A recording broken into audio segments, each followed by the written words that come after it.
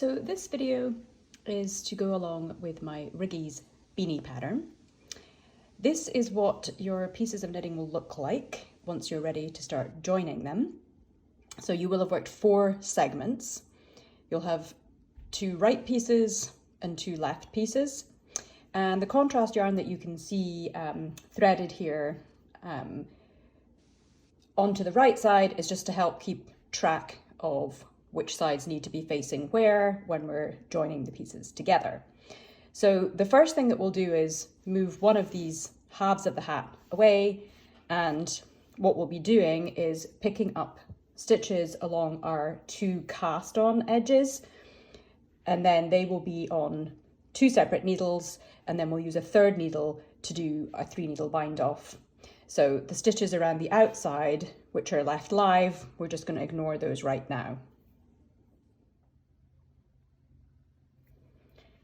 So before we go ahead and start picking up the stitches from the cast on edge, I am just going to show you a little technique, a trick that I like to do when I'm using this 2-ply Shetland wool. I'm going to spit splice in the yarn to this tail so that I can use the tail to pick up my stitches. Just means I'll have one less tail to weave in at the end. This is not required for the pattern. Of course, you can just join in new yarn if you want to, but this is how I do it. Because this is just the same color that I'm using, I don't have to sort of do any special preparation of the length of the yarn. You just want to have a decent amount of a tail so that you can comfortably do this. But you're going to pull apart the 2 plies at the end of this tail. You're going to rip out one of those plies so that this is 1 ply at the end. And then for joining in the working yarn, you'll do the same thing to the end. Pull apart 2 plies and then just rip out one of them. And then you will make these into an X shape, and you're going to fold the 1 ply sections back towards the yarn that they are coming from. So they kind of get linked here. And then this is where you would apply the spit, or you can just use water. This yarn felts really easily. So normally I would just like put this section in my mouth and then I would do the felting part, but I would just show you just adding some water. So I'm going to put that in the palm of my hand. Just got a little bit of water here. Let's make that damp. And then I'm using the whole surface of the palm of my hand to do this felting. So obviously you don't want this to come undone. So you really want to make sure that it's nicely joined. I take a look at it, see if anything's kind of sticking out at all, give it a bit of a tug, and then you're good to go. So you can just go ahead now and start using that yarn for picking up our stitches. So for the actual picking up of stitches, you'll have the right side facing you, and when I pick up stitches from a cast on edge, I am going to be picking up kind of in the space below the V shape of the cast on edge there. And we are using a needle size that's 2 sizes smaller than what we used for the body of the hat here. So we used a US 5 there, so I'm using a US 3 to pick up along this cast on edge. And you're picking up at a rate of 1 for 1 along the cast on edge, but what you will find is that you will probably only be able to pick up 74 stitches, just because of how the cast on stitches are. There's always this sort of half stitch that's tricky to pick up. So we're actually just going to go for picking up 74 stitches along this cast on edge. Then we'll do the same with a different needle, another US 3 needle, to the other half of the hat. and then we'll do our 3 needle bind off. Okay, so now I have picked up 74 stitches on each of the cast on edges of the right side and the left side. The second piece that I picked up the stitches on, I just left the working yarn attached there so I can go ahead and start my 3 needle bind off. So for the 3 needle bind off, what we'll be doing is holding the right sides. So you want to look for where you've marked your right side. You're going to hold the right sides of the knitting together. And it doesn't actually matter which end you start on, it's just wherever your working yarn ended up being attached. So that's why I'm starting down here. And then we're using a 3rd needle for our 3 needle bind off, and this one is a US 4. So it's 1 size larger than what we did the pickup of the stitches on.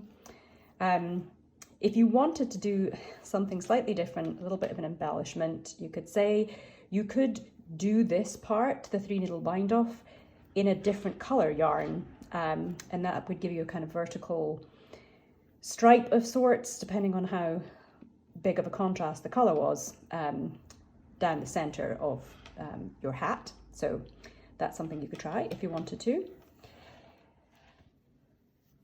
Okay, so now we're going to go ahead and start working the 3 needle bind off.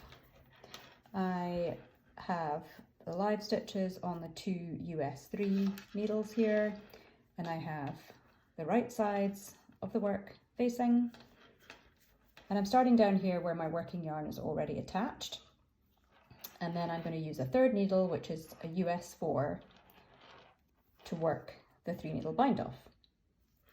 So to work this, you're going to go into the 1st stitch on the front needle, 1st stitch on the back needle, and knit them together.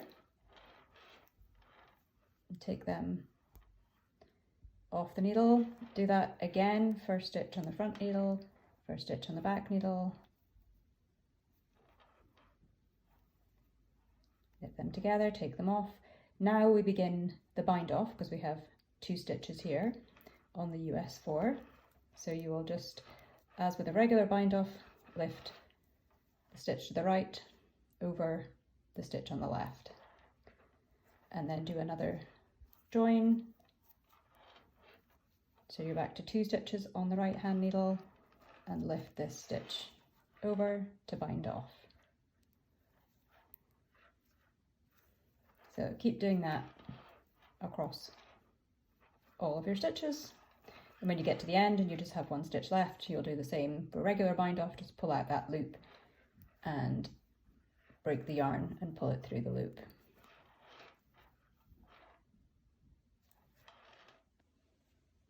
Okay, so when you have finished your 3 needle bind offs, where you've worked, where you've joined 1 right segment to 1 left segment, you'll have these 2 halves of the hat. And what we're actually going to be doing is doing another 3 needle bind off. And this time what you'll be doing is you'll be placing all these live stitches onto one of the US 3 needles. When we get to the top here, we're going to pick up some loops along this section here, which doesn't have the live stitches in it, and then place the remaining half of the live stitches. So you'll do that with both of these pieces, and then we'll do a 3 needle bind off.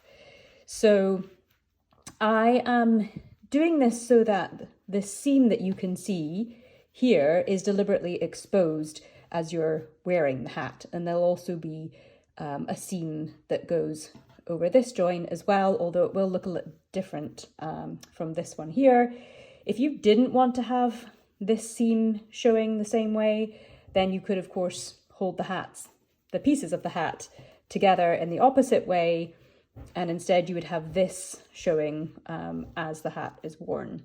So that's kind of up to you, but the intention was to have these more noticeable seams be exposed as the hat is being worn. So I'm going to go ahead and place these live stitches onto the US 3 needles, and then we will do a 3 needle bind off of those two pieces. So here I've just placed one side of the live stitches onto the needle, and now I'm at the top of what will be the crown of the hat, and all we want to do is just pick up into some loops along the top edge here. Well, we're not picking up and knitting because we don't have the working yarn attached yet. So I'd say just find the end of a garter ridge and go in and pick up a loop at the end of it.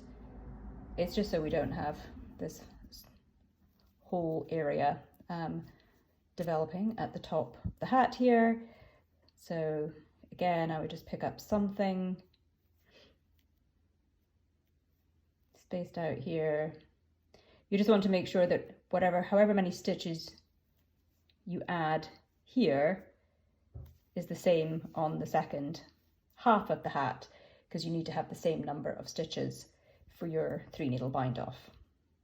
And then I'll just continue and place the rest of these live stitches onto the needle. So when you're working the 3 needle bind off on the sides of the hat here, I've worked up the straight part here, and I'm now at where I was working the short row sections. So I just wanted to mention that you'll notice the tension is a little bit different with these stitches. They're going to feel a little looser as you do the 3 needle bind off. So just be conscious of not binding off too tightly over this section. Otherwise that's going to kind of distort the hat too much. So just be ever so slightly looser doing the 3 needle bind off just over that section of stitches. So once you've finished seaming the sides, you're just then going to weave in your ends, and if you're careful about doing that, then technically really this hat can be worn any which way you want. Give it a good block, and then you can decide how many times you want to fold it up, 1 or 2 or one larger one. That's totally up to you.